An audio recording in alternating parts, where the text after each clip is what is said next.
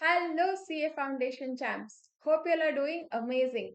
So in this video, let's begin revising your unit number 4 of chapter 10, that is retirement of a partner.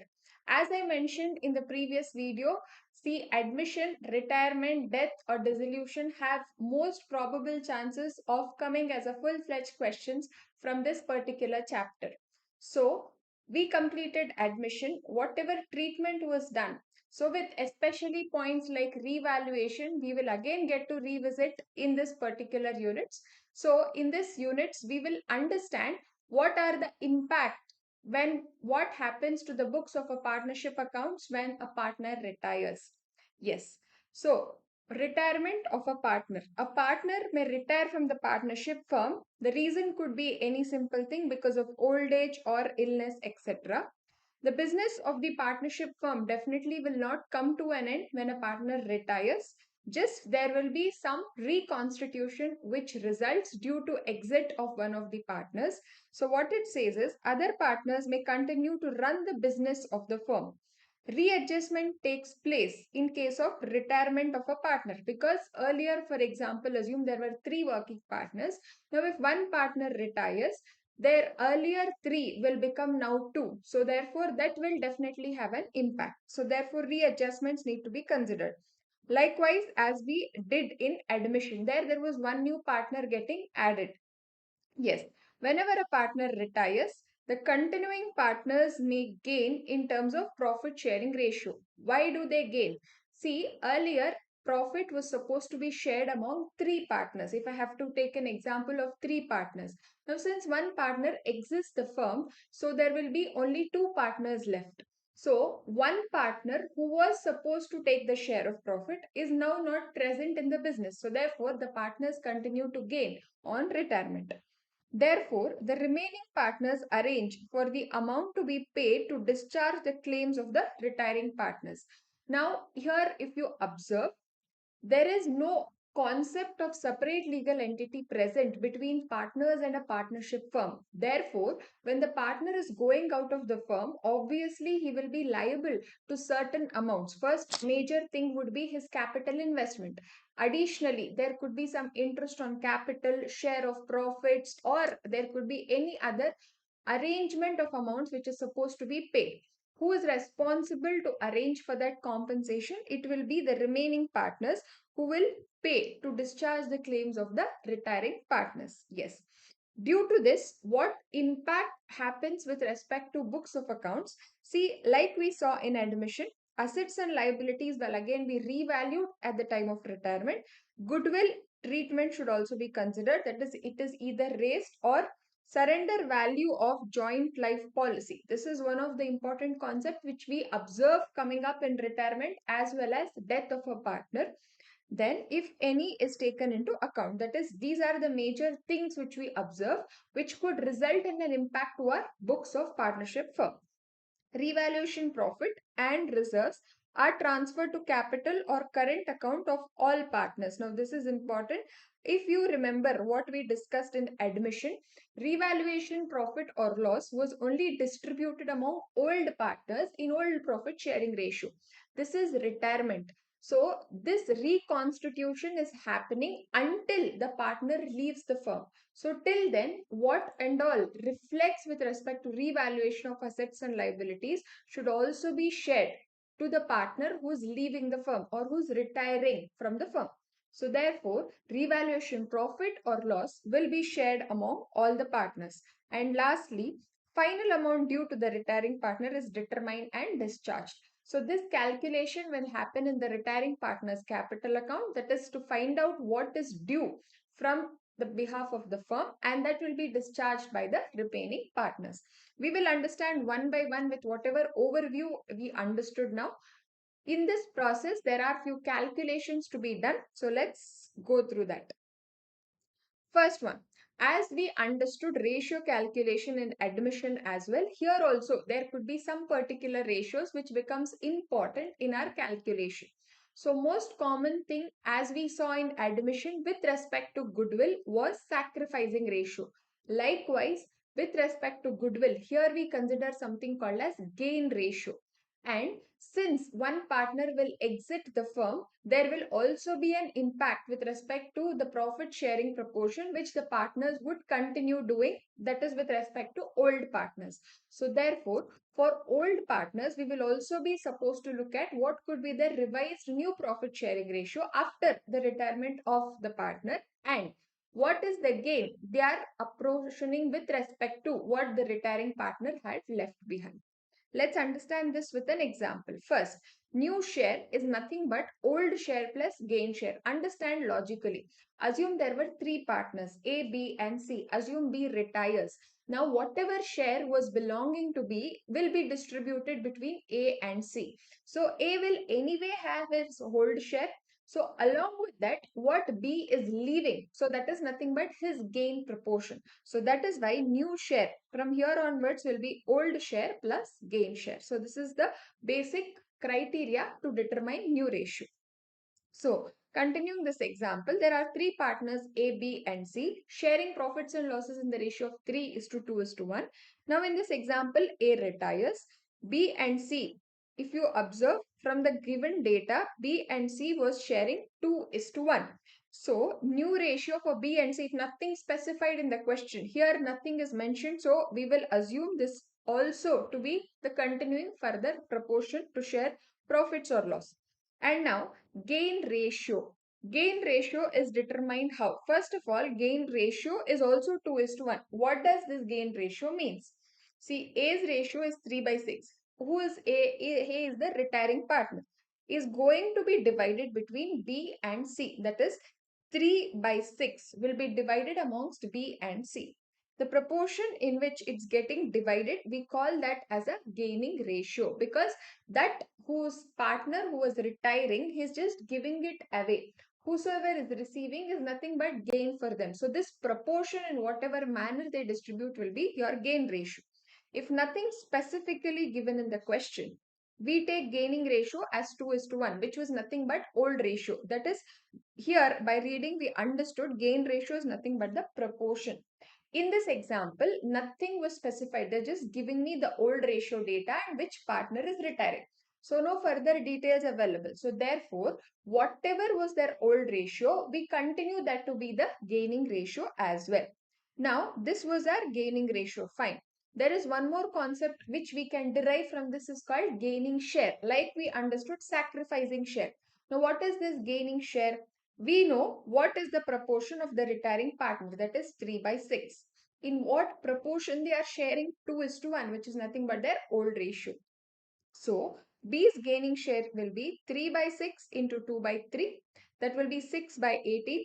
And C's gaining share will be 3 by 6. This 3 by 6 is nothing but A's share, who is a retiring partner, and into 1 by 3. So 6 and 3 is the gaining share. If you observe, if I have to express this in ratio, it is nothing but 6 is to 3. If I further simplify this, which will be divisible by 3. 3 2s are 6 and 3 1s are 1, which is nothing but again my gain ratio. I hope you guys are able to understand what is this with respect to gaining share and gain ratio.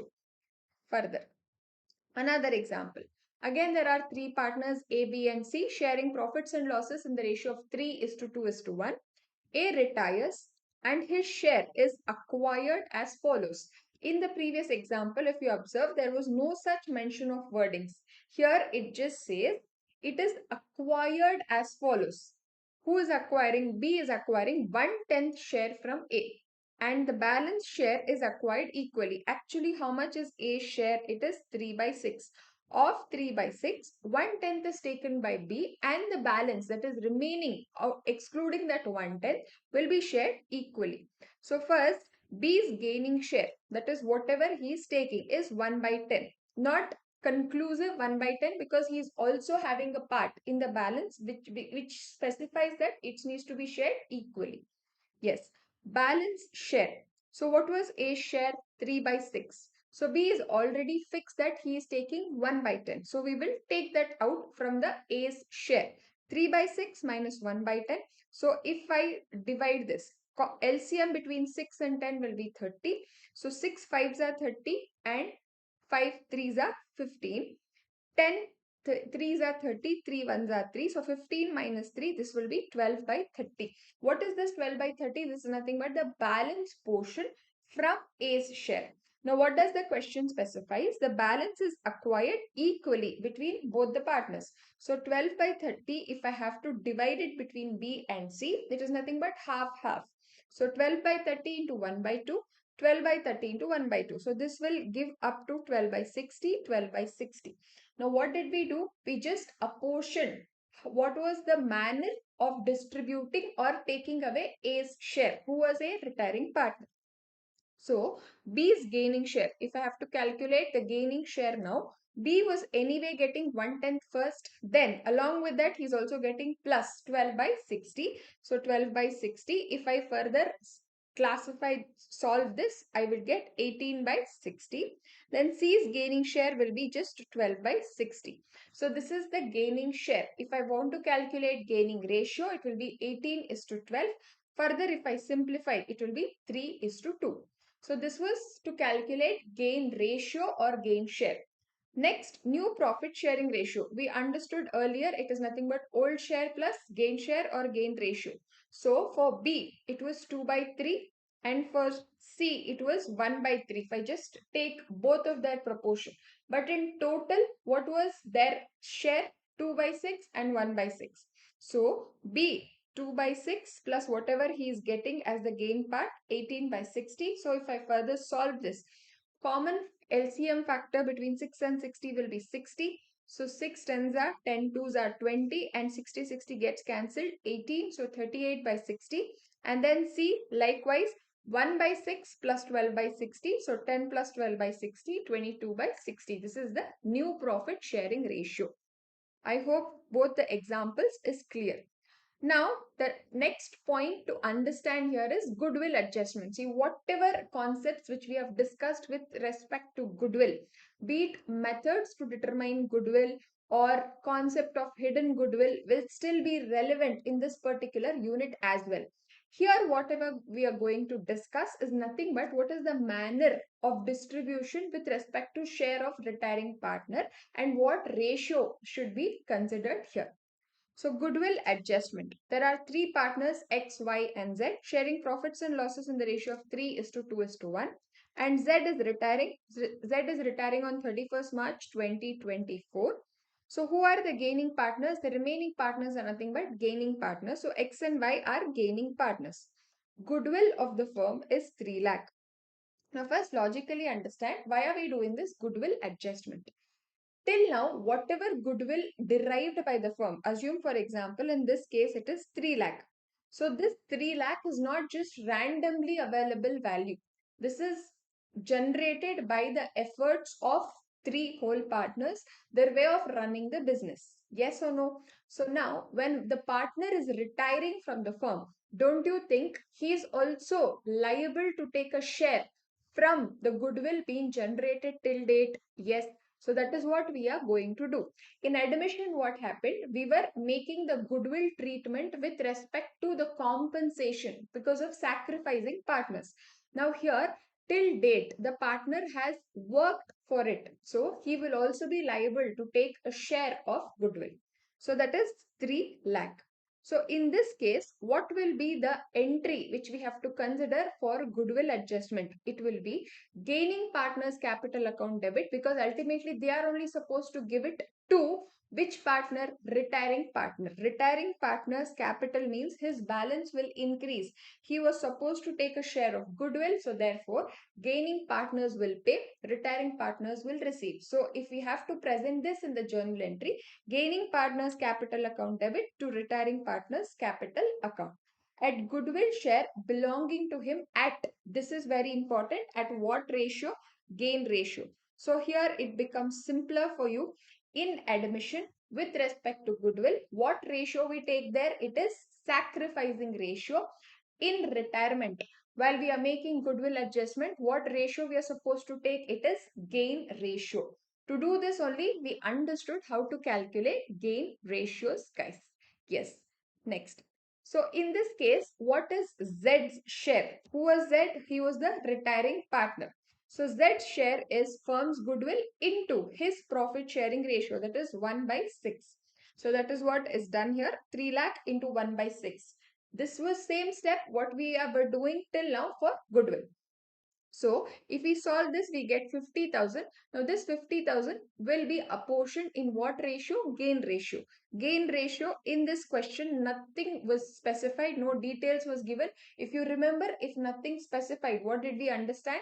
Old ratio will be my gain ratio. So 3 is to 2. 3 is to 2 is nothing but share of X and Y who are gaining partners. So that will be the gain ratio. If I have to present this in journal entry, what is the journal entry? Gaining partners capital account debit to retiring partners capital account. So who are gaining? X and Y. So X capital account debit, Y's capital account debit to Z's capital who is retiring. So this we are only taking share of retiring partner. That is the only point you have to consider. And in what ratio this will be done? In gain ratio. I hope point by point whatever we are discussing is clear to all of you. Next comes revaluation. Revaluation of assets and liabilities. This is very much similar to what we have understood in admission of a partner. Same nature, revaluation account is a nominal account. Any asset increase will appear on the credit side. Any asset decrease on the debit side. Liability increase on the debit side. Liability decrease on the credit side. After considering the revaluation impacts, whether there was profit or loss on revaluation, you would derive. This will be transferred to partners' capital. In admission, we were transferring it to only old partners. In retirement, we will transfer it to all partners. In which ratio? Old profit sharing ratio. So that is what is given here. To arrive at profit or loss on revaluation, a revaluation account or profit and loss adjustment account is opened. Revaluation account or profit and loss adjustment is closed automatically by transfer of profit or loss balance to the partner's capital accounts. So what is the journal entry? Revaluation account debit to partner's capital account. So this is when there is profit on revaluation. When there is loss, so just partner's capital will be debited to revaluation account. There, if you remember, we also learned one more concept, that was memorandum revaluation. Here also the same thing comes away. If it is decided that revalued figures of assets and liabilities will not appear in the balance sheet, who will decide? All partners mutually of the continuing partners. Then a journal entry should be passed with the amount payable or chargeable to the retiring partner, which the continuing partners will share at the ratio of gain. Now, what does this point mean here is, if the partners decide, which partners? The remaining partners, excluding the retiring partners, to not revise the value of assets and liabilities, that will be reflected in memorandum revaluation anyway. But now imagine retiring partner is no longer continuing in the business. So whatever was belonging to his share proportion will be given away. So like we were doing, what we will do, we will first distribute to all partners. While we are reversing the values, we will only give it to continuing partners because retiring partner is already gone. And this will be shared in which ratio? It will be done in gain ratio. Is this clear to all of us? Yes? Yeah. So this is with respect to revaluation. Next point with respect to reserve. Now, this is retirement. Your main focus is on the partner who's going away from the business. Because of this, what are the impacts which results to the books of the firm?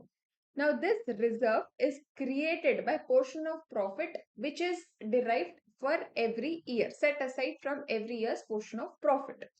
Now, in this case, if there is any reserve balance available, so this is also part of profit belonging to the retiring partner. So therefore, what does this point say is, when the partner is retiring, give away the share belonging to him. So this is one criteria. There is second way also. So if there is any reserves balance, anyway, we will further continue with the existing business of remaining partners. So whatever was created till now will be distributed to all the partners in their old profit sharing ratio. Look here, on the retirement, any undistributed profit or reserve standing at the balance sheet is to be credited to all the partners' capital account in what ratio? Old profit sharing ratio. Alternatively, only the retiring partner's share may be transferred to his capital account if the others continue at the same profit sharing ratio. This is what I mentioned. if the remaining partners will continue the business in the same profit sharing ratio as it was their old profit sharing ratio. So what they decide is only retiring partner share will be distributed. So the remaining will continue as it is since they are continuing in the business at the same profit sharing ratio. Example, that is two alternative treatments is what we are going to observe here. A, B and C were in partnership sharing profits and losses at the ratio of 5:3:2. A retired and B and C agreed to share profits and losses at the ratio of 3:2. Now if you observe 3:2 is what was also present earlier. So they are continuing the same profit sharing ratio. Reserve balance was 10,000. There are two alternatives available. Alternative 1, since the reserve is already there, we will distribute it to all partners in their profit sharing ratio. So reserve account debit, because reserve when created, it was having a credit balance. Now I am just removing it. So I will debit to A's capital, to B's capital and to C's capital. So how is this divided? 10,000 into 5 by 10 and 10,000 into 3 by 10, 10,000 into 2 by 10. Further, we saw another treatment, alternative treatment, that is only retiring partner share will be taken out and the other partners are continuing at the same profit sharing ratio. So therefore, the entry will be reserve account debit to A's capital. This will only be reflected in A's capital account. I hope both treatments understood. See, if nothing specified in the question, we will always do this, that is give away to all partners. If they clearly emphasize in the question, then only we give only to the retiring partner. Is this point clear? Yes. Next adjustment, final payment to a retiring partner. See, ultimately whatever adjustments we discussed till now is nothing but you're getting one lump sum amount which need to be paid to the retiring partner. So that's what we are going to discuss here. The following adjustments are necessary in the capital account. First, transfer of reserve, as we discussed, transfer of goodwill, raise his share, and then this should be apportioned by the gaining partners. Transfer of profit or loss on revaluation. Because of retirement, there could be revaluation impact. So these three are major things. After adjustment of the above mentioned items, the capital account balance standing to the credit of retiring partner represents amount to be paid to them. That is, whatever you observe that to appear on the credit balance. If the partner was continuing, we were showing it as balance carried down. Now this partner is retiring, so that will be standing to the credit, which is representing nothing but amount to be paid to him. The continuing partners may discharge the whole claim at the time of retirement. So this is purely at the option of the continuing partners in what manner they will have to pay to the retiring partner. So first, if they completely discharge, that is whole of the amount is released. So the entry will be retiring partners capital account debit to bank account. Is this clear? Yes. Next, sometimes the retiring partner agrees to retain some portion of his claim. That is, this is coming from retiring partner himself in the partnership as loan. So if that is the case, the entry would be retiring partner's capital account debit to bank, whatever amount or portion of it what you have paid, to retiring partner's loan account. So earlier, capital account would have credit balance. Now the partner is going out of the business. So I will debit it, showing that there is an exit. Now, if the firm or the continuing partners is paying full of the amount to bank, the entry will be settled and closed. So, if the retiring partner prefers that some part balance, let it remain in the firm, so that will be denoted as a partner's loan. So, if that is the case, the entry would be retiring partner's capital account debit to retiring partner's loan account and to bank account. Is this clear? Yes. Further, as a rule, the payment is made according to the terms of a partnership agreement, which might provide one of the following alternatives. As a rule, that is the general principle, we follow what is mentioned in the partnership agreement. What does it specify? There are various arrangements which we can look at. The continuing partners may discharge the whole claim at the time of retirement. That is, completely settle off whatever was due to the retiring partner. Repayment may be made in installments over a period of time, and the interest is paid on outstanding balance, which will be treated as a loan of the outgoing partner. So sometimes they might also opt for installments. So let's understand this with an example. Assume the amount due to a retiring partner is 5 lakh. and the continuing partners are deciding we will split it over 5 installments. So at the end of first year, they will pay 1 lakh. So still outstanding is how much? 4 lakh. So on this, there will be interest on loan, which will be calculated. So retiring partner will have outstanding amount. Along with that, he will also be entitled to receive this interest on loan. So likewise, as in when the installment is settled, the loan amount and the interest on the same will also start decreasing. How is it done? See, for example, at the end of first year, if I have to check what amount is pending, it will be 4 lakh, because 1 lakh I would have settled. On 4 lakh, you will charge interest next year.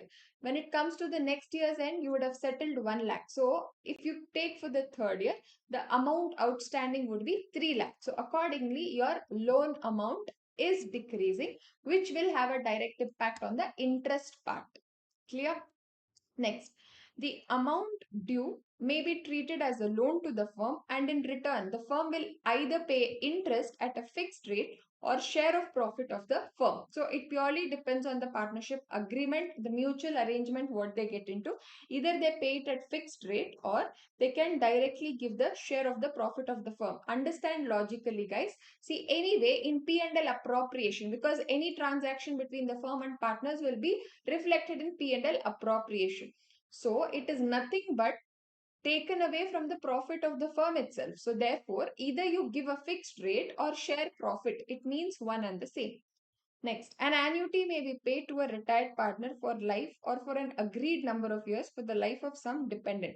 This is similar to concept of pension, where the firm agrees that we will pay a fixed amount, that is in the form of annuity amount. So this is nothing but for the life or for an agreed number of years.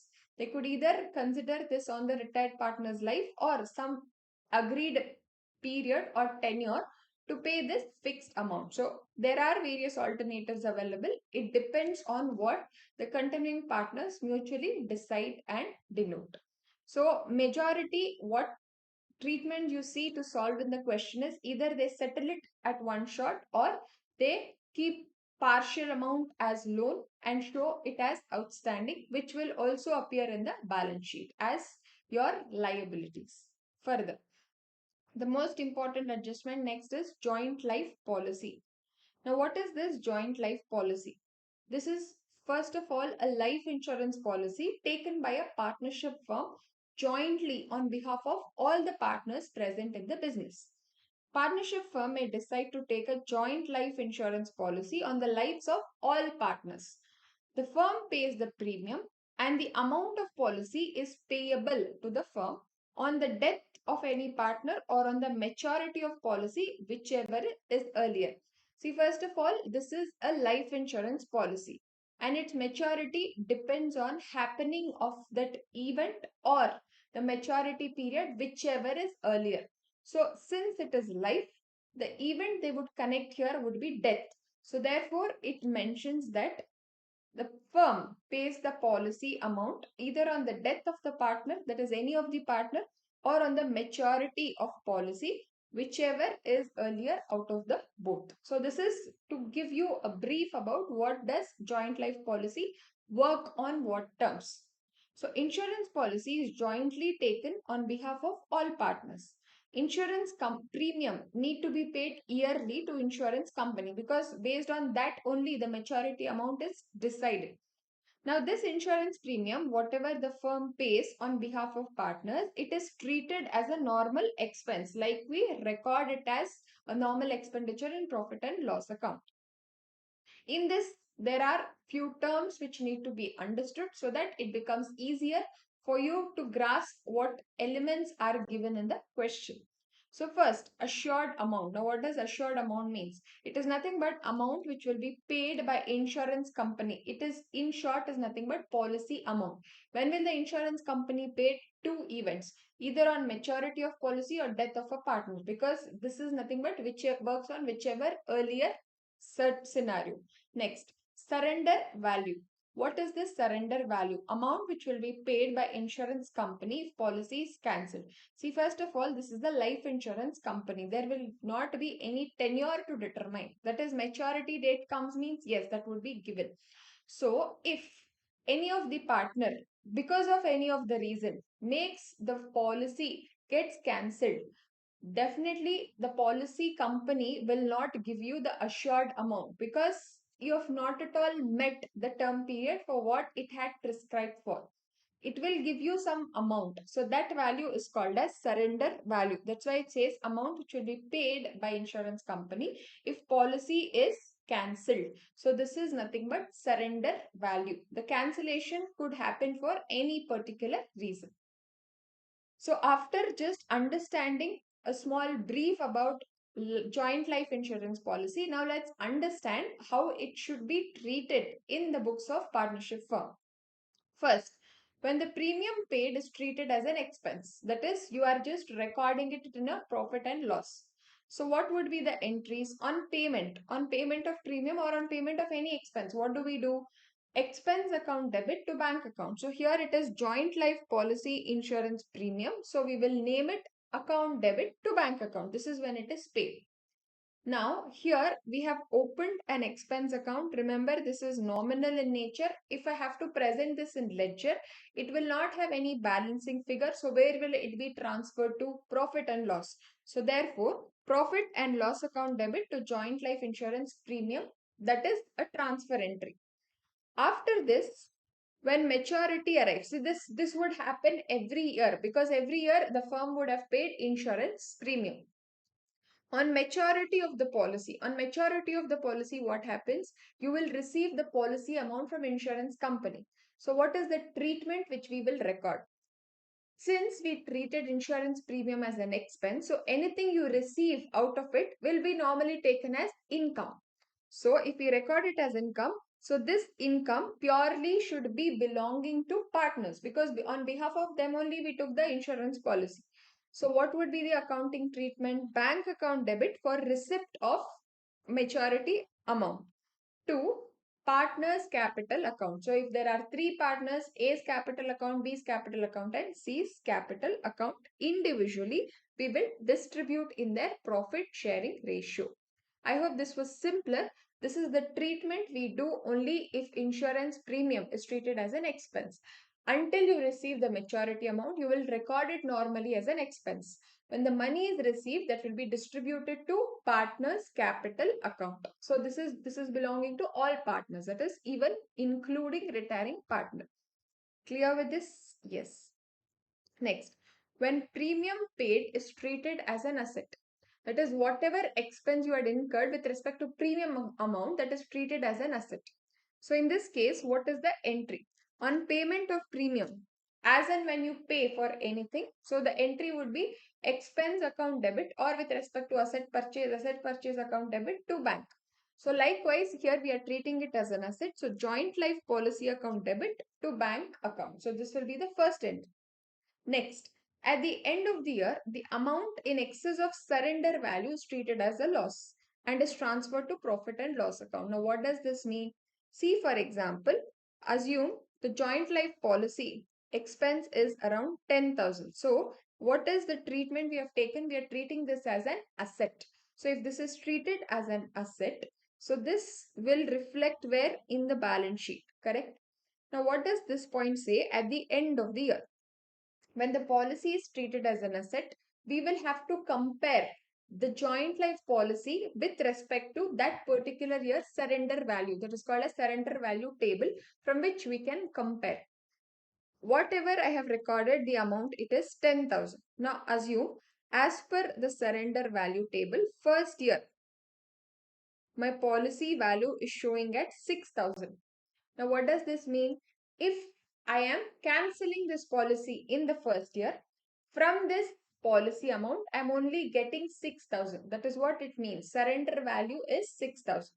Now, since you are treating this as an asset, what do you consider this? This is nothing but as good as comparing with market value. That is, you are comparing your book value with the market value. Your book value is 10,000. Surrender value is showing it at 6,000. Now what happened? You are showing it at more value. So you have to actually show that asset at 6,000 and not 10,000. So I will have to bring down the asset value. If that is the case, what is the entry? Profit and loss account debit to joint life policy. This is as good as I am depleting my value of asset. So that is nothing but a loss. routed through profit and loss account. Imagine in the first entry when it was created, we debited with the bank, that is 10,000. Now, since I have to bring down the value, I will route it through profit and loss account. So the entry will be profit and loss account debit to joint life policy account. I hope you guys are understanding this. Next, in this case, the amount received from the insurance company in excess of the surrender value results in a gain at the time of receipt of such amount, which is transferred to capital account in their profit sharing ratio. So this is a case which we understood. If the value is less than whatever you have recorded, that will be routed through profit and loss account. There is another case wherein if there is a surrender value more than that, that you're expecting much more than what you have recorded. So this is nothing but a gain on the policy.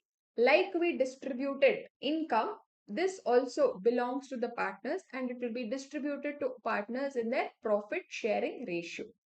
Both treatments are clear. If it is treated as an expense, simple thing, show it as an expense, and then if any amount received, that will be taken as an income distributed to partners. Here we will treat it as an asset.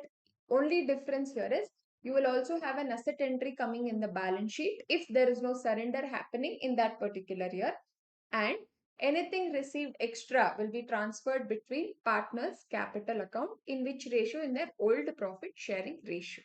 I hope this is clear to all of us. Yes. So these were the points with respect to the adjustments which need to observe. So there are totally 6 adjustments when it comes to retirement. What was the first point? It was about ratios. New ratio, gain ratio. Second one, we discussed about goodwill. So goodwill, first check out whether there is firm's goodwill given or there is partner share available. Same like what we discussed in admission, if there is firm's goodwill, we can also make use of sacrificing share. If there is share of partner, then sacrificing ratio. The same logic applies here also, because while calculating ratio, we understood how can we do it for gain share or gain ratio as well. So with respect to goodwill, if there is firm's goodwill, we can also apply gaining share. If there is share of partner, we can also apply gaining ratio. Third one, amount due to retiring partner. It will be, third one would be reserves. So we will first check what is the prescription given in the question. Be it, if nothing given, we will distribute it to all partners. If something specified, we'll only distribute it to the retiring partner. Next point would be amount due to retiring partner. That is his share of reserves, goodwill, or interest on capital, any other thing, revaluation, profit or loss. So all that will be distributed to partners. In this way of providing, there are few alternatives available. The continuing partners can immediately settle. So then it will be to bank. If the retiring partner wishes that let's keep some amount outstanding in the firm, so then it will be shown as retiring partner's loan. If the agreement also provides, we will have to provide for interest on such outstanding loan too. I hope this is clear to all of you. Now, that was about amount due to retiring partner. What was the next point which we discussed? Revaluation.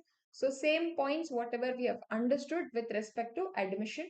And the last point is joint life policy. Joint life policy, we have two treatments. If it is treated as an expense and then if it is treated as an asset. We just understood what is the required treatment which needs to be considered. I hope these points are all comfortable and clear to all of you. So with this, let's move to practice of questions. Yes.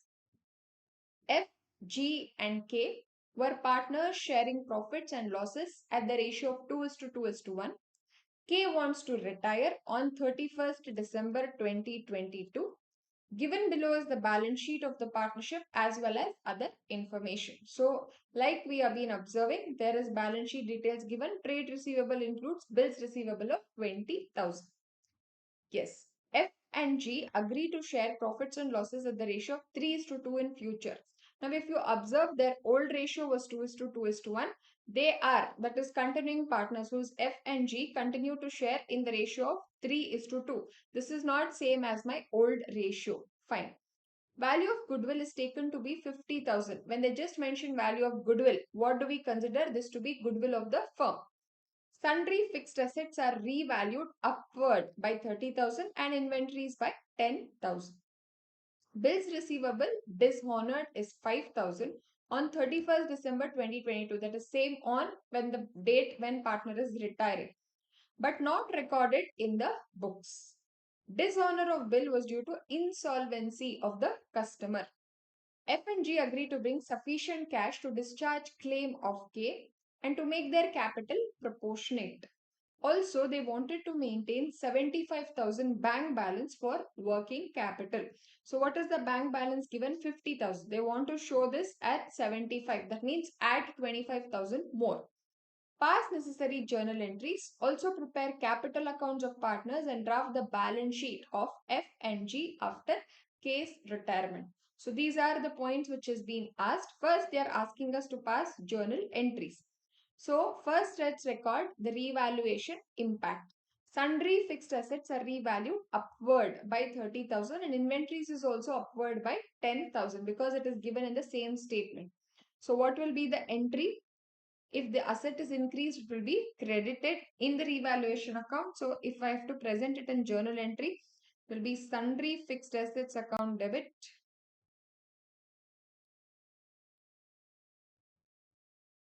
Then inventories account debit to revaluation account. They have given me the exact values here. Sundry fixed assets are revalued upward by 30,000. Inventories by 10,000. So total increase is 40,000. So this was increase. So we have taken it together. Being fixed assets and inventories are revalued upward. Clear? Next. Bills receivable dishonored 5,000 on 31st December 2022 but not recorded in the books. So when the bill is dishonored, what is the entry we generally have to observe? See, bills will be created when there are debtors. So when the bill was created, the entry what I would have passed was bills receivable account debit to debtors. Now, when this bill is dishonored, what will be the entry? I will just reverse. That is, again make debtors receivable, that is due, to bills receivable account because anyway this is dishonored. Now, here what happened? Dishonor of bill was due to insolvency of the customer. If you observe, what was I doing here? In this entry, what was I doing?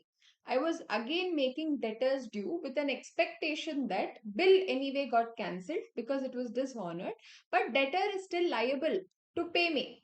So therefore, I am debiting it, showing that there is still outstanding due from him. But the question is clearly specifying, that is, it is confirming that dishonor was due to insolvency. Now, when they are confirming that it is insolvency, we have to understand that it is purely a loss. It is a bad debt. You're not going to recover that money at all. Yes. Now, with respect to this is included in bills receivable 20,000. So, if you're not getting an amount worth 5,000, this is as good as you have to remove that 5,000 from debtors. Correct? So, this is nothing but decrease in an asset. So, what will be the entry? We will route it through revaluation because decrease in an asset. Revaluation account debit to bills receivable. I hope you guys understood why are we not debiting debtors though it was not recorded, because there is no point of again making them due since the customer is already insolvent. So we will show this as a decrease in the value of asset. How much? 5,000.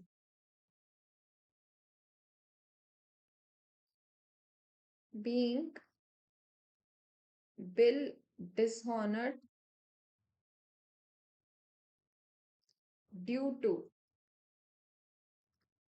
insolvency of customer. Yes. Next, is there any other revaluation impact? Further, F&G agree to bring sufficient cash. Okay, so all points done with respect to revaluation. We can first find out whether there is revaluation profit or loss, transfer it to partner's capital. See, revaluation credit side 40, debit 5. So there is excess balance on the credit side. So there is revaluation profit, revaluation account debit to F's capital account to F, G and K, to G's capital account and to K's capital account. So what is the revaluation profit? 40,000 minus 5,000. So it is 35,000. What is that profit sharing ratio? 2 is to 2 is to 1. 35,000 into 2 by 5. 14,000. 14,000 and it will be 7,000. So this will be the revaluation profit, being revaluation profit transferred to partner's capital account. So this completes all the points with respect to revaluation. Next, there was one point with respect to goodwill. So let's also complete that. Value of goodwill is taken to be 50,000. In retirement, what ratio do we need? We want gain ratio. So how to calculate or determine gain ratio? Let's do this as a working note.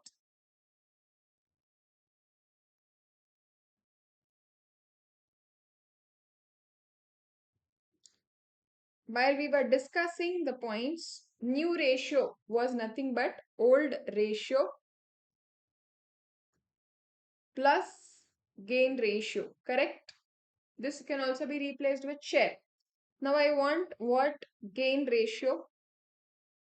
So gain ratio will be nothing but just interchanging these new ratio minus old ratio.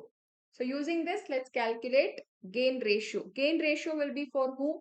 For the remaining partners. Who were remaining partners? Who were the remaining partners? F and G were the remaining partners. 3 is to 2.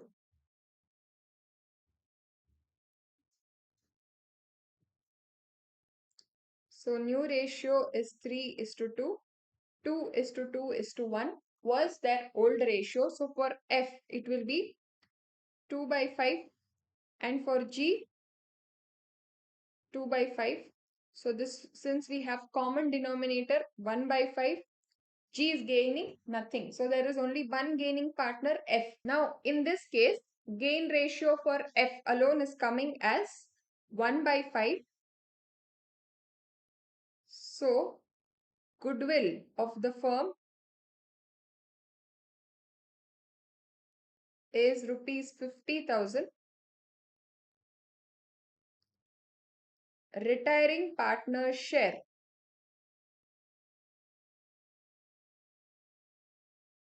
What was the share of the retiring partner? 1 by 5. 50,000 into 1 by 5. So this will be 10,000. So what is the entry, journal entry? Gaining partners capital account debit to retiring partners capital account. Who is gaining? F. F's capital account debit. Who is retiring? K. K's capital account.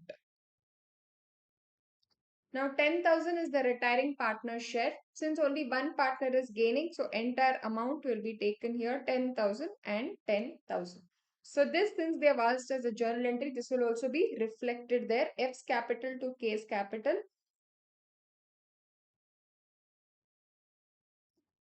F's capital account debit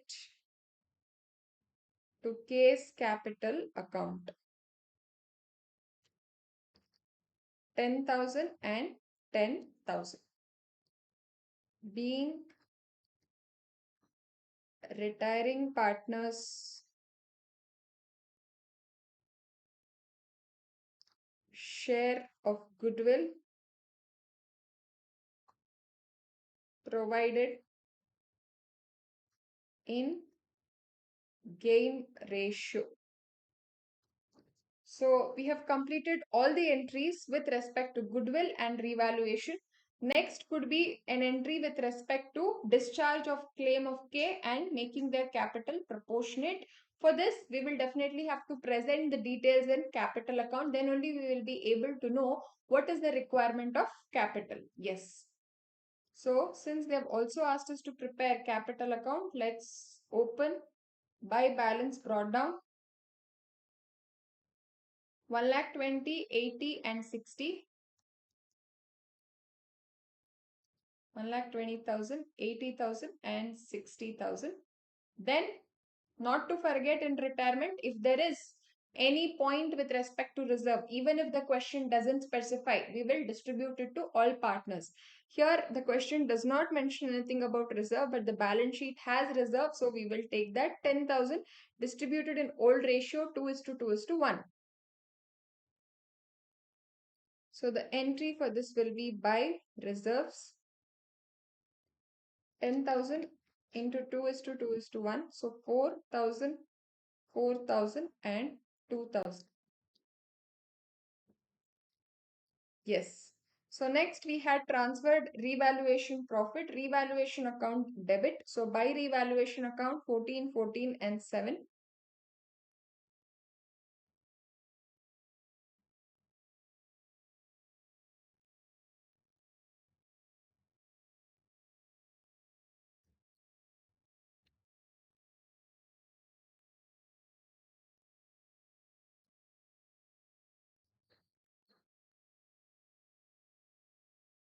Revaluation account 14,000, 14,000 and 7,000.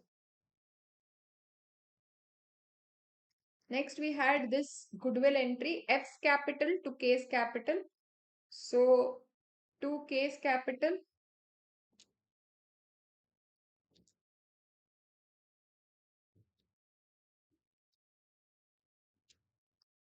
by F's capital 10,000.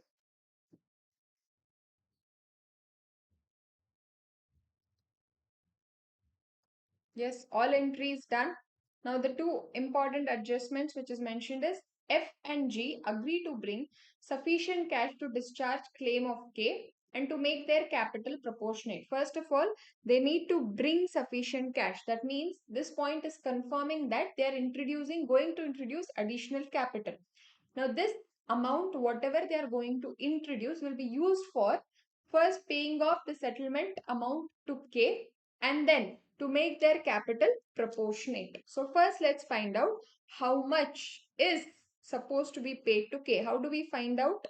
With respect to the total which we can take here for K. 60,000 plus 2,000 plus 7,000 plus 10,000. So K is the retiring partner. The amount due to K is now 79,000. So here let's make a working note. I'm writing this below capital account itself since I have some space. Amount to be paid to K is 79,000 plus. Additionally, they want to maintain the bank balance at 75,000. So already they had 50,000. So additionally, how much more required? 25,000.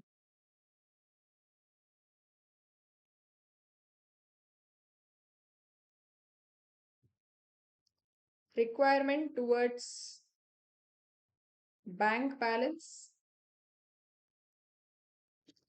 25,000 plus 25. 1 lakh 4,000 is the total requirement. Now first let's find out how much is available with respect to K, because there is how much is available with F and G, because there was one point which says they want to make their capital proportionate. So capital proportionate means, remember, capital adjustment, that is they prescribe that it should be maintained as per new profit sharing ratio. So new profit sharing ratio is available to us in the question. What was the new profit sharing ratio? 3:2. So now this is the requirement that is 1,04,000. We should also know that what are the existing balances of F and G. Now, with respect to G's capital,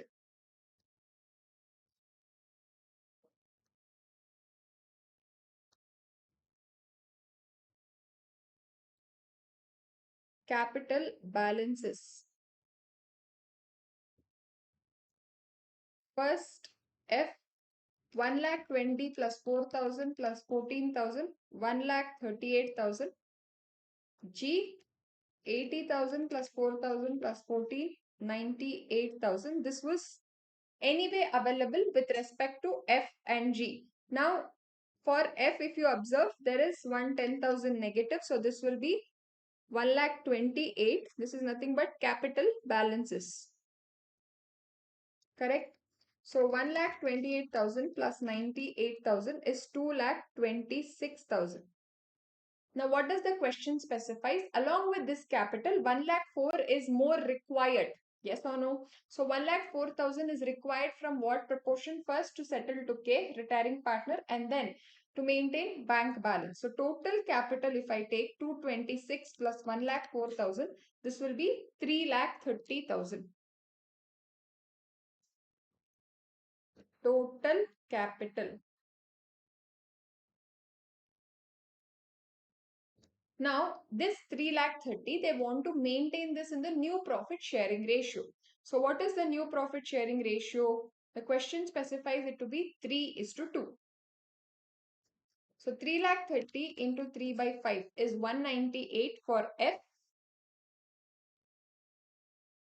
and 3,30,000 into 2 by 5 is 1,32,000 for G. Now, what did I do here? The question is clearly mentioning that to make their capital proportionate. That means they want to maintain the capital of the firm in new profit sharing ratio. Now, this is nothing but the balance carried down what the firm requires to specify.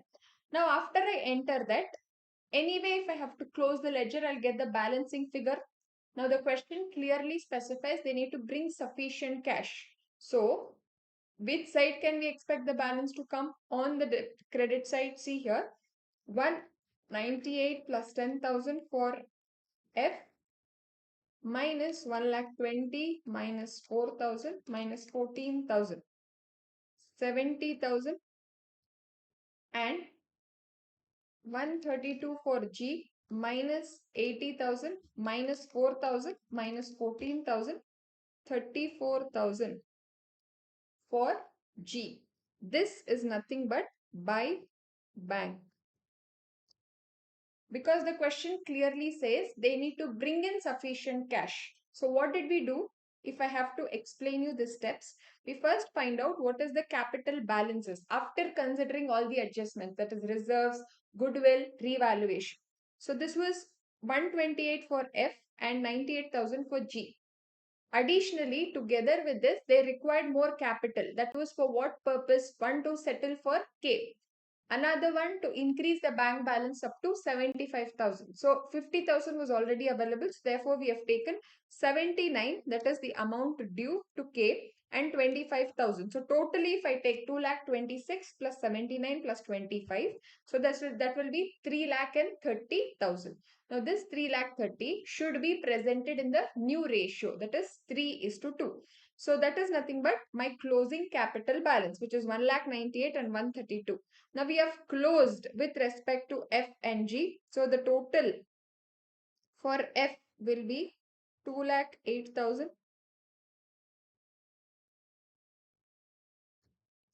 For G, 1,32,000. 79,000 is paid to K. So to bank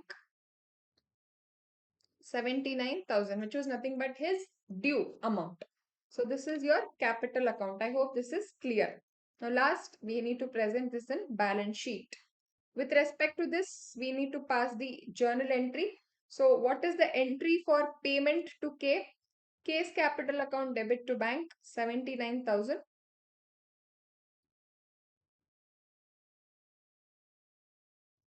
K's capital account debit to bank account 79,000 being amount due to K settled. Then existing partners introduce additional capital. So bank account debit 70 G plus 34 to F's capital to G's capital. Bank account debit to F's capital account to G's capital account. 70,000 and 34,000. This is 1,04,000 being additional capital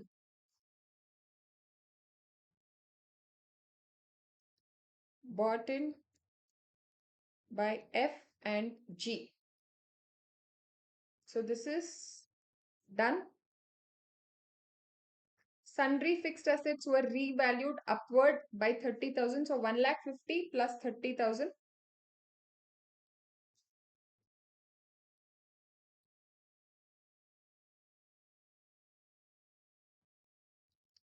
$1,50,000 plus 30,000.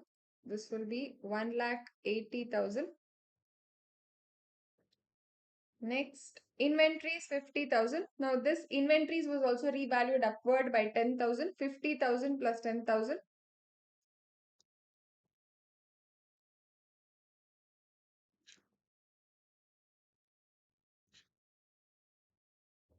This will be 60,000. Then we have trade receivables 70. Remember in this 5,000 was due to insolvent. So 70,000 minus 5,000.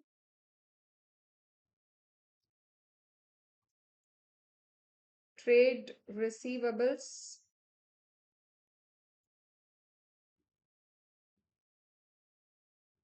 this will be 65,000. Further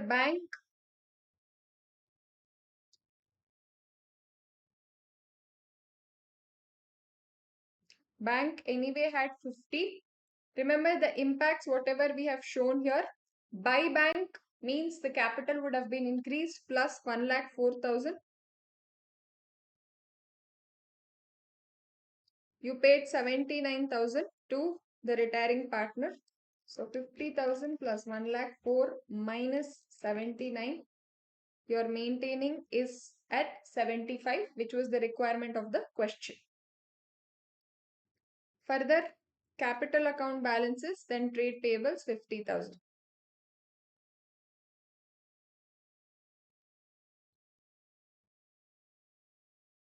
There were only two remaining partners, F and G. So closing balance is 198 and 132. 1,98,000, 1,32,000. So this will be 3,30,000. Reserves will not come. Trade payables. How much was trade payables? 50,000.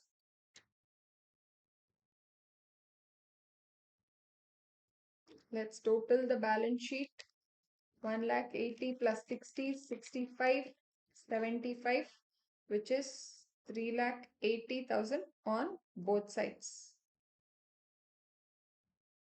I hope each point understood in this question, guys. Make sure you also practice once writing from your end to just be clear, especially with respect to points of goodwill and then capital introduction treatments. So that is only important in this question.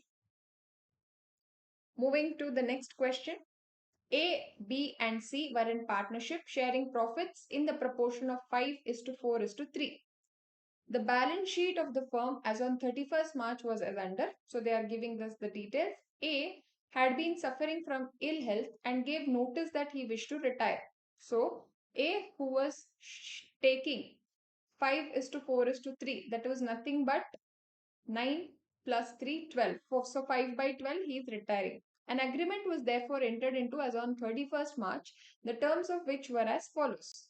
The profit and loss account for the year ended 31st March, which showed a net profit of 48, was to be reopened. Reason being, B was to be credited with 4,000 as bonus, which was not done, in consideration of the extra work which had dwelled upon him during the year. The profit sharing was to be revised from 1st April 2021 as 3 is to 4 is to 4. Understand the importance of this question, guys. There are giving the details as on 31st March 22. Due to some past adjustments, they want the profit which was closed as on 31st March 2022 to be reopened. This was closed at 48,000. There was one adjustment which was missed, that is with respect to bonus given to B. The profit sharing ratio later they also revised. The revised was from 3 is to 4 is to 4. Earlier it was 5 is to 4 is to 3. So whatever profit was distributed first, you need to take it back, provide for B's bonus, and then remaining whatever profit you get after providing for B's bonus will be distributed in what ratio? 3 is to 4 is to 4. That is what this point means. Further, goodwill was to be valued at 2 years purchase of the average profits of the preceding 5 years. The fixtures was to be valued by an independent valuer. The valuation arising out of the above agreement were goodwill, which is 56,800, fixtures 10,980. Goodwill, they have told us the details of number of years of purchase and years, but they have given us the value. A provision of 2% was to be made for doubtful debts and the remaining assets were to be taken at their book value. That is, here they are mentioning the revaluation impact due to retirement. Further, B and C agreed as between themselves to continue the business sharing profits in the ratio of 3 is to 2. That is their new profit sharing ratio to continue the business further, and decided to retain the fixtures on the books at the revised value. So what does this point mean? There is no requirement of memorandum. So they are ready to take it at revised value and to increase the provision for doubtful debts to 6%. Now understand this carefully, guys. Here also there was one point with respect to provision of 2%. Now this was with respect to revaluation, whatever is happening due to retirement. This, if you see this particular para, the para itself starts telling B and C as agreed between themselves continue to share, and they had some mutual discussions on these particular points to increase the provision for doubtful debts to 6%. They had anyway created a provision of 2%. Now they wanted to raise it to 6%. That is, additional 4% needs to be created. I hope you understood the structure of the question, how they have framed it. We will address it one by one. Required. Submit the journal entries necessary to give effect to the above arrangements and to draw up the capital account of the partners after carrying out all adjusting entries as stated above. So they are asking us to present journal entries and then capital account of the partners. So first and foremost entry will be with respect to whatever profit which was distributed. First we need to be taken back. While we were distributing, what would have been the entry which we would have passed? Profit and loss account or profit and loss appropriation account debit to respective partners' capital. Correct? Now, if we have to take it back, so we will again debit partners' capital. Three partner A, B, and C. So, first entry will be A's capital account debit, B's capital account debit, C's capital account debit. Now, since this is a past year adjustment, we will bring down a separate adjustment account that is similar to my revaluation. I will route it through a separate account called profit and loss adjustment account because the profit and loss account is anyway closed. This is in connection to what we had discussed in rectification. Remember, when the books of account is closed, if we have any revisions further and that is connected to items of income or expense, that will be impacted through profit and loss adjustment. That's what we are doing. How much was the profit? 48,000. This would have shared to them between in the ratio 5 is to 4 is to 3. So 48,000 into 5 by 12. 20,000 for A, 48,000 into 4 by 12. 16 for B. 48,000 into 3 by 12. 12,000. 48,000 being earlier distribution of profits reversed. Now we have taken back the profit. Why did we do this? Because one item which was supposed to be given to B, that is bonus, was not provided. So B was to be credited with 4,000 as bonus in consideration of the extra work. So when we are distributing it to B, so B's capital will be credited.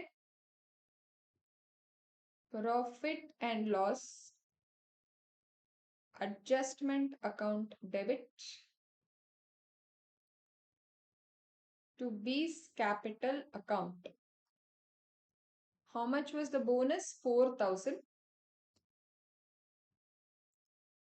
being B's bonus credited to his capital account. Now what happened? We took back the profit, gave away what was supposed to be done. So you are left with how much more profit? 44,000. Why? Because 48,000 and then 4,000 given to B. So that needs to be distributed to whom? To the partners in their new agreed ratio. Remember that carefully. Profit and loss adjustment account debit to A's capital to B's capital and to C's capital account. So profit and loss adjustment will now have how much balance? 44,000. A's capital, what was the new ratio they have agreed upon? 3:4:4. So this will be 11. 44,000 into 3 by 11.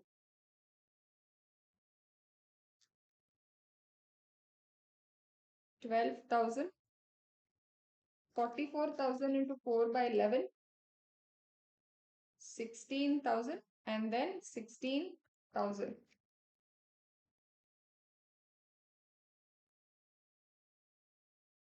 Being remaining profit after past adjustment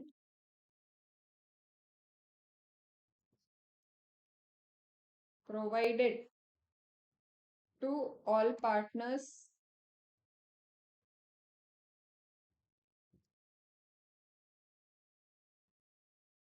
in revised ratio of 3:4:4. Yes. So this is the treatment which we have done with respect to the first point. Is this clear? Next. Goodwill was to be valued at 2 years purchase. When with respect to goodwill, we need which ratio? We need gaining ratio. They have given us the new ratio. Now, if you have to compare old ratio, which one will you take? Be very careful. We will refer with this 3:4:4. So let's calculate the gain ratio.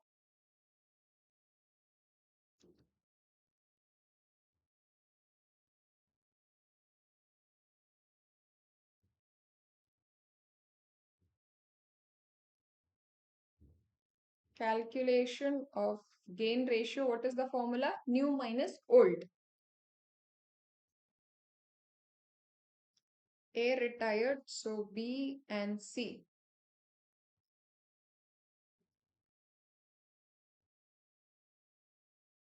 3 by 5, 2 by 5, 4 and 4.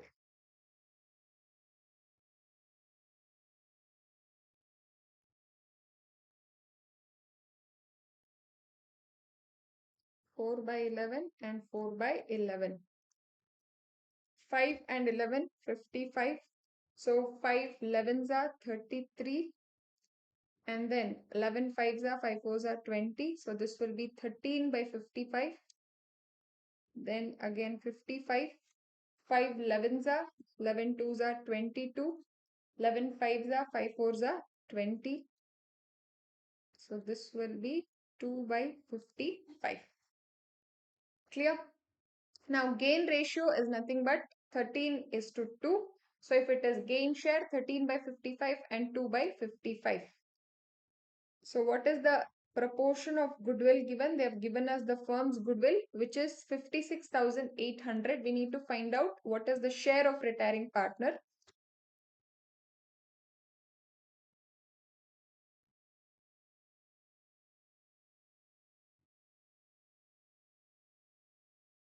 Share of goodwill.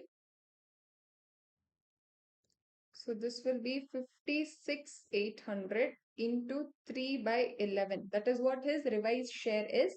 Will be 15,491, which I have rounded off it as 491. So what is the journal entry? Gaining partner's capital account debit to retiring partner's capital account. B's capital account debit. C's capital account debit to A's capital account. So 15,491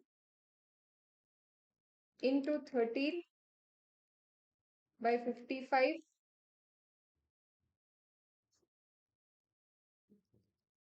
15,491 into 13 by 50. So this will be 13,425.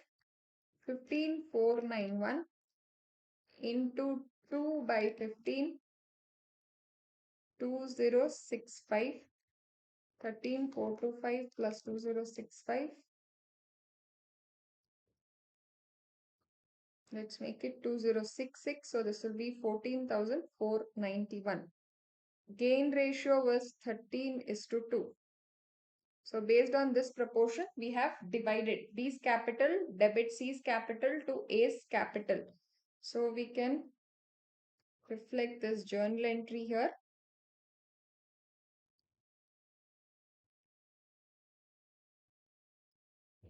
B's capital account debit, C's capital account debit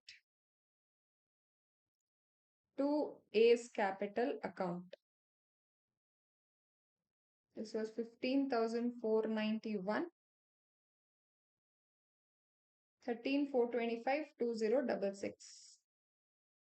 13,425 2066. Being retiring partner's share of goodwill provided by remaining partners in gain ratio. So goodwill adjustment done. Next, there is revaluation of assets. The valuation arising out of above agreement were goodwill and fixtures. How much was fixtures? 8,200. So there is an increase. 10,980 minus 8,200, increase by 2,780. So the journal entry for this will be fixtures account debit to revaluation account 2780 being increase in value of asset. So this is done. Further, there is a provision. Provision of 2% was to be made for doubtful debts and the remaining assets were to be taken at their book value. So provision is nothing but decrease in the value of asset shown on the debit side of revaluation. So the entry will be revaluation account debit, provision for doubtful debts. So this is created at 2%. 93,500 into 2%, 1870.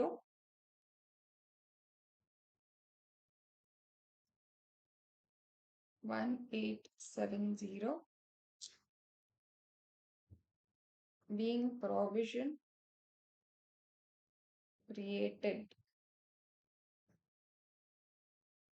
during retirement. So apart from that, there was no other revision in assets and liabilities. If we observe the points, the next para talks about the agreement between the continuing partners. So here we can close the revaluation. Credit 2780, debit 1870. So there is a revaluation profit of 910. Revaluation account debit to A's capital account to B's capital account to C's capital account. So 910 in what ratio? Remember the revised ratio 3 is to 4 is to 4. Into 3 by 11. This will be 248. 910 into 4 by 11. 331. So I guess we have to take 1 zeros. So 2780 minus 1870 is 910 minus 248 minus 331. 248 minus 331. 331. Yes. Being profit on revaluation transferred to partner's capital account. Clear? Yes. So here we are considered the revaluation impact. Next, B and C agreed as between themselves to continue the business sharing profits. This is new ratio. They decided to retain the fixtures on the books at revised value, that is 10,980, and to increase the provision for doubtful debts. Now this adjustment is what needs to be considered. See here, this is not due to the course of retirement. This B and C is deciding what should they do in the future. So when they decide that they want to increase the provision to 6%, from what balance is the provision created? Again, the profit balance, yes. So there is already a provision created up to 2%. So 4% more increase is required. Now, if we are creating provision, we will do it normally through profit and loss, correct? Profit and loss account debit to provision for doubtful debts account. Now, in this case, ultimately, if you imagine, profit and loss impact will be happened where it is again reflected with partner's capital itself. Yes or no? Because this profit or loss will again be shared between partners. So therefore, what we can do here is, instead of routing it through profit and loss and then again in the capital, we can directly show the impact in the partner's capital. So now this is created out of profits. That means partner has to provide from their own profit sharing part instead of taking that profit. So therefore, what will be the entry? Partner's capital account debit to provision for doubtful debts.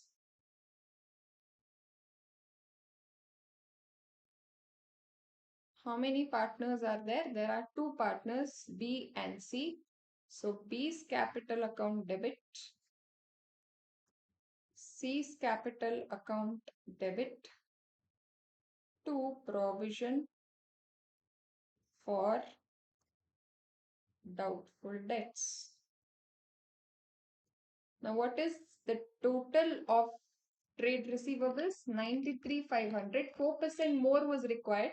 So 3740. Their new profit sharing ratio is 3 is to 2 into 3 by 5.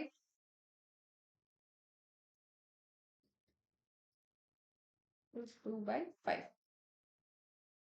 Clear? Being revised provision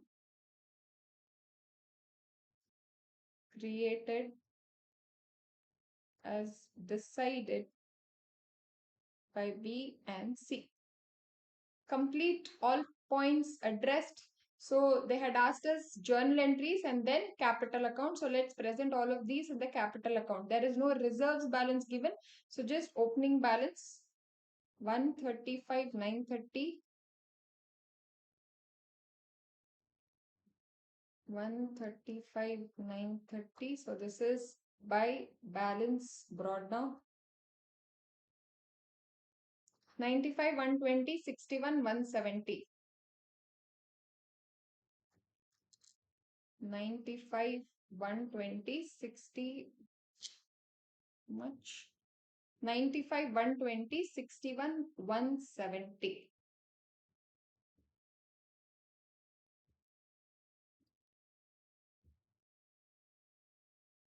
Now let's consider the impacts given to capital accounts.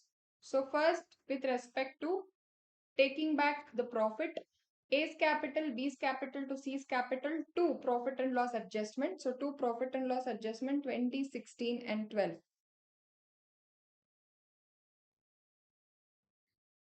16,000 and 12,000. To profit and loss adjustment account. Next, profit and loss adjustment to B's capital.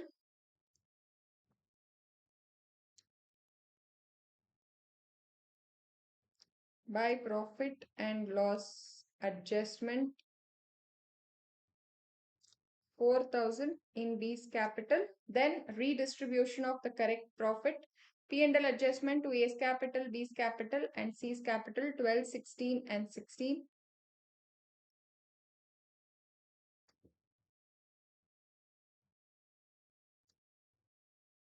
By profit and loss adjustment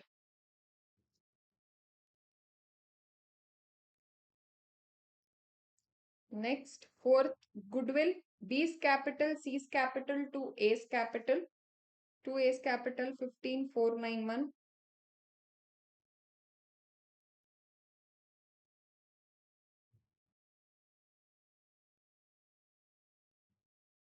By B's capital account. By C's capital account. So B 13,425, 2066.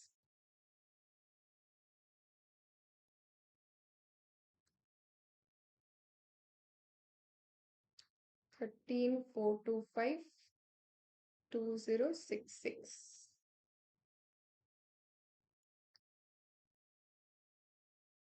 Goodwill done. Then we have transfer of revaluation profit. By revaluation 248, 331, 331.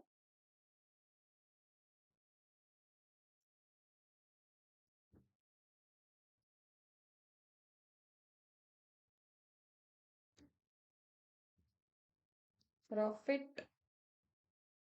Further, we had this provision entry, B's capital, C's capital to provision for doubtful debts. To provision for doubtful debts. 22441496.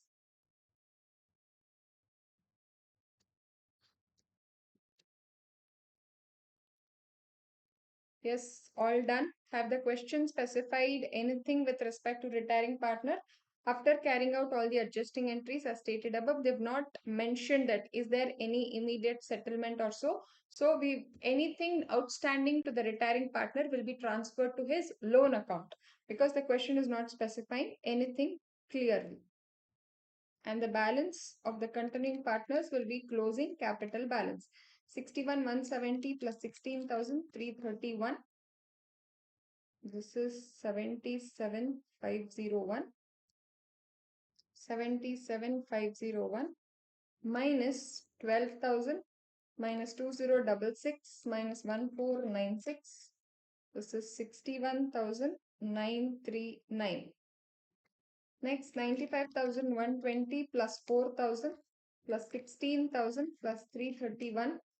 This is 11,15451. 1,15,451 minus 16 minus 13,425 minus 2244. This is 83,782. 135,930 plus 12,000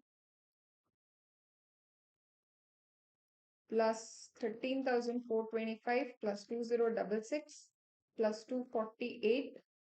163,669. 163,669 minus 20,000. So this is 143,669, which will be transferred to retiring partners loan account, to A's loan account, and this will be balance carried down, which will be reflected in the balance sheet when we show the capital balances. Is this understood to all of you? I hope this question gives us more details on past year profit adjustment, and then it is all normal, that is goodwill, and then revaluation of assets and liabilities. One extra specific point was the additional provision which the remaining partners continue to decide on. So practice well again as from your end, guys. So make sure you get all the points correctly. So if you remember the steps, nothing will be missed. Yes. Next question. On 31st March, the balance sheet of Ram, Rahul, and Rohit sharing profits and losses in the proportion to their capital stood as follows. Now be very careful here. They are sharing profits and losses in proportion of their capital. That means 3 lakh, 2 lakh, 1 lakh. If we just summarize this, so the ratio will be 3 is to 2 is to 1. Further, on 31st March 2022, Ram desired to retire from the firm and the remaining partners decided to carry on. It was agreed to revalue the assets and liabilities on that date on the following basis. So land and building, machinery, closing stock, provision, old credit balances to be written off, joint life policy of the partners surrendered and cash obtained. So this is first point we are addressing about joint life policy. Goodwill of the entire firm be valued at 1 lakh 80 and Ram's share of the goodwill be adjusted in the accounts of Rahul and Rohit, who share the profits equally. Understand one thing, they are giving us the new profit sharing ratio also, they are sharing it equally. No goodwill account being raised. The total capital of the firm is to be the same as before retirement. So what is the total capital of the firm? 6 lakh. They want to maintain it same as it was before retirement. Individual capital be in their profit sharing ratio. So what is their profit sharing ratio? They are sharing in the future profits in an equal proportion. So can we easily decide this? 6 lakh they want to be keeping that as a capital. So 3 lakh and 3 lakh between Rahul and Rohit. Amount due to Ram is to be settled as 50% on retirement and the balance 50% within 1 year. That means half will be settled immediately and other half will be outstanding as the loan. Prepare revaluation account, capital account of partners Rahul and Rohit, loan account of Ram, cash account, and then balance sheet as on 1st April 2022 of Rahul and Rohit. So in this question, if you observe, capital account, they are asking us only for Rahul and Rohit. So what we can do is we can also add one more column for Ram, because if we calculate this here, it becomes easier for us to understand how much is the amount outstanding for him instead of making this as a separate working note, because anyway we have to do this to understand what is the amount due to Mr. Ram who is retiring. So first is revaluation account. Let's do the question one by one. Majorities of revaluation adjustments, joint life policy is one, and then goodwill capital adjustments. Land and building appreciated by 30%. So by land and building,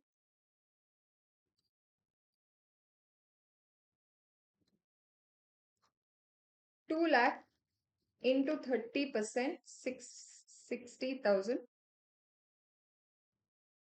Next, machinery to be depreciated by 20%. To machinery, what is the machinery value? 2 lakh into 20%. 40,000. Further, closing stock to be valued at 80,000. Closing stock is shown at 1 lakh. So there is a reduction in the value of asset to closing stock 20,000.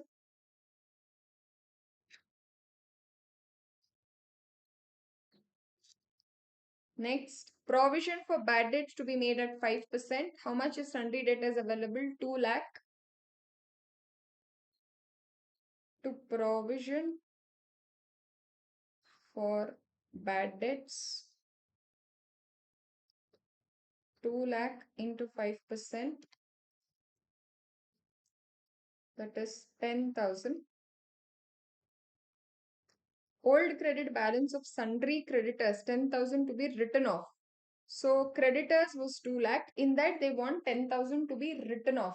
So this is nothing but decrease in the value of liability. Yes or no? So 10,000 to be written off. So the revised creditors balance will be 1 lakh 90. Which side will this come? By sundry creditors, because this is your gain, reduction in the liability. 10,000. Then joint life policy of the partners surrendered and cash obtained 60,000. See, while we understood joint life policy, there were two treatments we understood. That is, if it is treated as an expense, another if it is treated as an asset. How would you know what they have done in the partnership firm? See, if they would have treated it as an asset, you would have found joint life policy under asset side. Is that present? No. So what does this mention? What does this clarify? So joint life policy is now treated as an expense. So if we treat this as an expense, anything received will be considered as income. So while we receive the amount, what would be the journal entry? Cash or bank account debit to joint life policy account. Now this will be distributed to partners. So this, what they have done is they will show it in the revaluation as by cash or bank. So 60,000 is received. 60,000. This is with respect to joint life policy surrendered.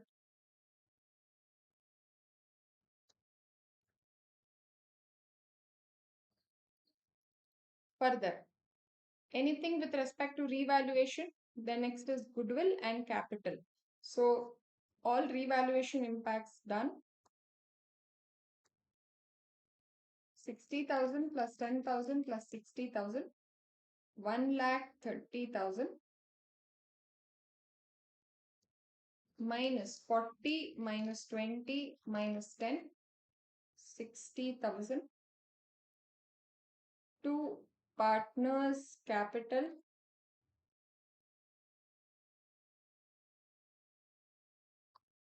There is Ram, Rahul and Rohit. Ram, Rahul, Rohit. Their profit sharing is in basis of capital proportion, that was 3:2:1. So 60,000 into 3 by 6, 30, 2 by 6, 20 and 10. So this completes our revaluation account. Let's open partners capital by balance brought down. 3 lakh, 2 lakh and 1 lakh. There is no reserves balance. 3 lakh, 2 lakh and 1 lakh. So we will bring down the revaluation impact by revaluation profit 30,000, 20,000 and 10,000. Next, there is goodwill adjustment to be done. So for this, we need to find out what ratio? Gaining ratio.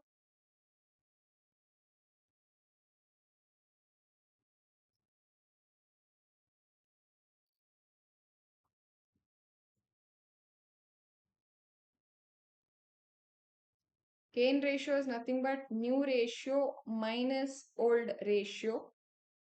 Ram is retiring, so there is Rahul and Rohit.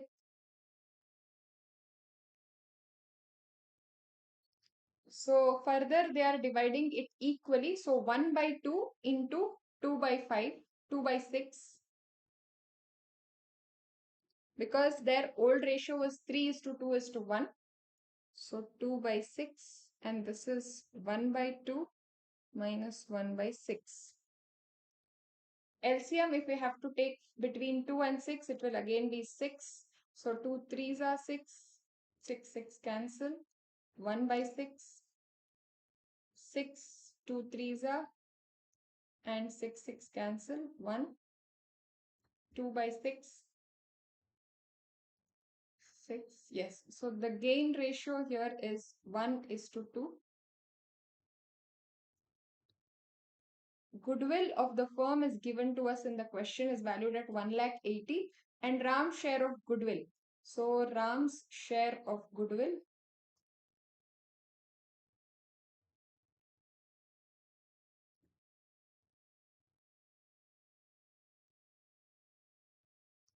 is equal to,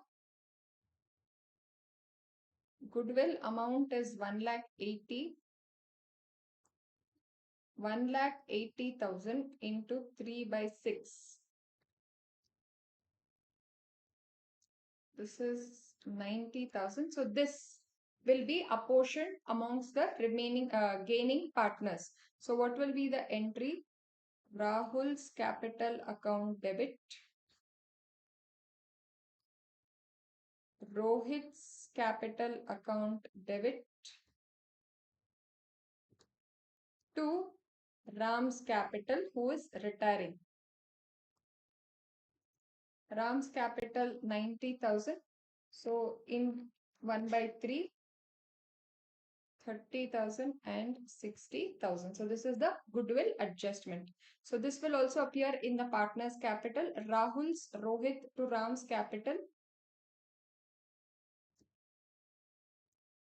to Ram's capital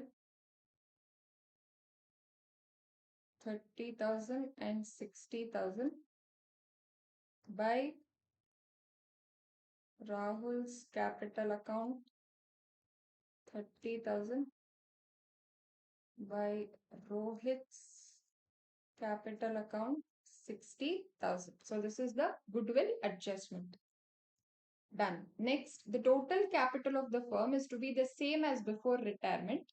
Individual capital to be in their profit sharing ratio. That means they are indirectly communicating that there should be some capital adjustment done. So total capital of the firm should be same as retirement, means they wanted to keep it at 6 lakh.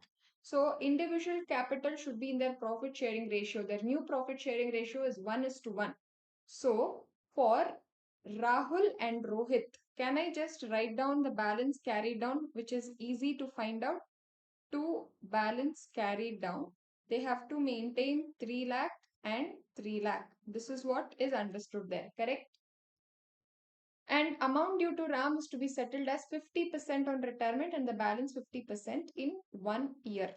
All right. So now we can find out the total balances, then find out what is the differentiating figure.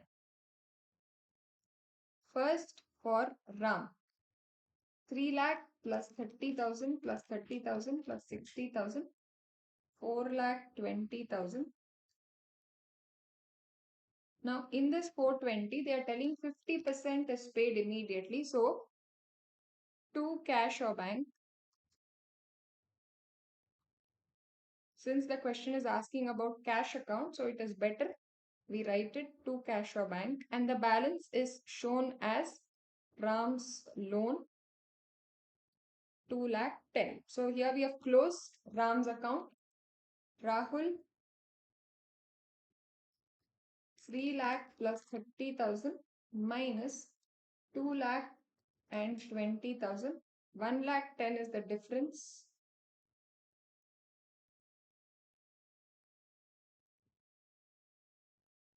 So this is 3 lakh and 60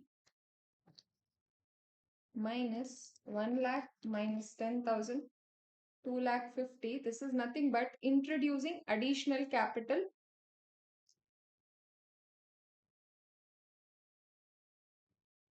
by cash or bank, balancing figure. So this would be 3 lakh 60,000. So in the question, they are asking us to prepare cash account. So where and all we have made use of cash, we will reflect it here. Okay, first let's prepare loan account. So this takes small space. Ram's loan account. What is the entry here? We have transferred to Ram's loan. So Ram's capital account debit to Ram's loan by Ram's capital account 2,10,000. So this will be outstanding for the year end to balance carried down. So this happened on 1st April.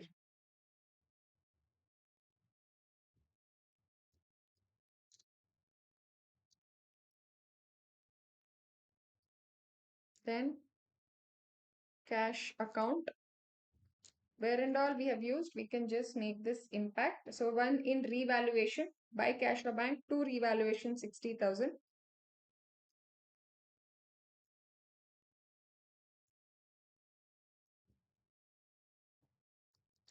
Further, all in partners capital. So by cash or bank to Rahul's capital to Rohit's capital. Rahul's capital account to Rohit's capital account. Rahul's capital is 1,10,000 and 2,50,000.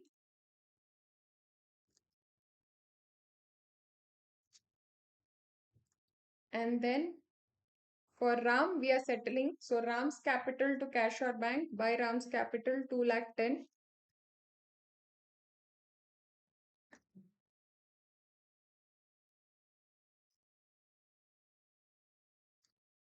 So here, since we had opening cash and bank balance 1 lakh, this will also be reflected as two balance brought down.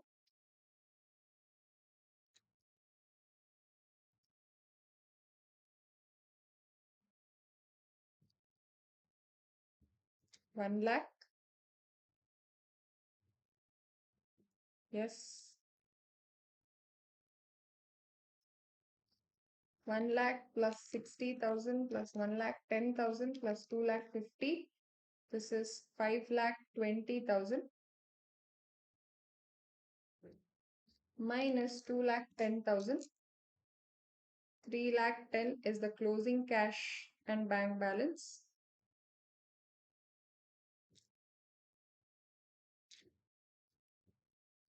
Cash and bank account.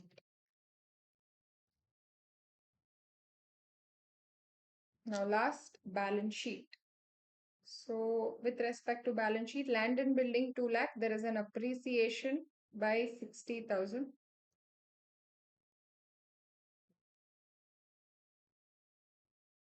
Land and building 2 lakh plus 60,000. So this is 2,60,000. Then we have machinery. How much is machinery? 2 lakh. Depreciated by 20%, that is 40,000.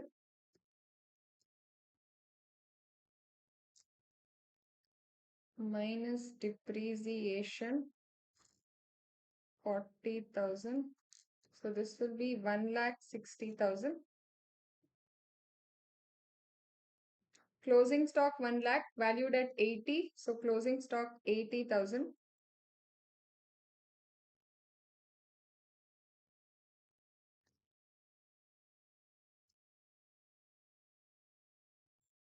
Then we have sundry debtors and then provision made at 5%, 2 lakh.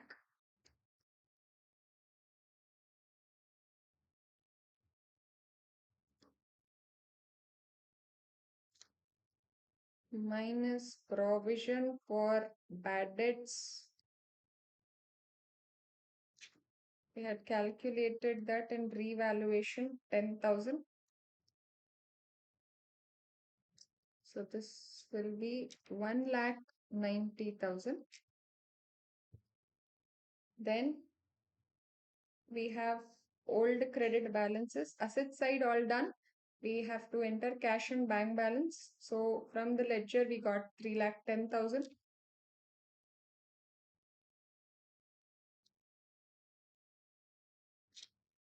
3,10,000. Further, capital accounts, sundry creditors 2,10,000 written off.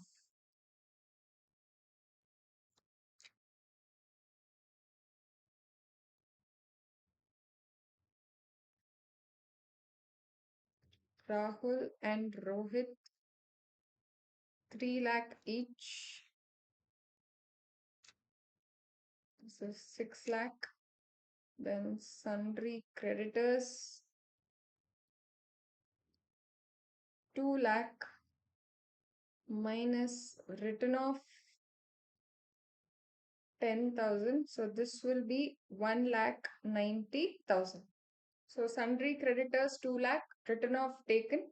Remember here there was one loan account of Ram. So Ram's loan account 2 lakh 10, that will be shown as your liability.